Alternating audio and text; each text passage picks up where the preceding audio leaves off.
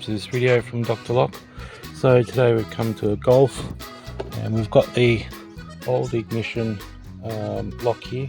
We're able to reuse the barrel and we're just putting it all back together now. We'll put the steering wheel back on and then we'll try it. The key works now.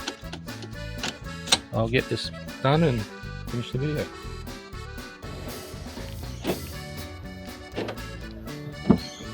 Let's try it. More power.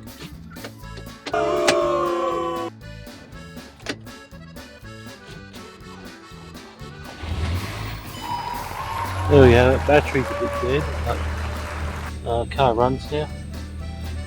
Thanks for watching.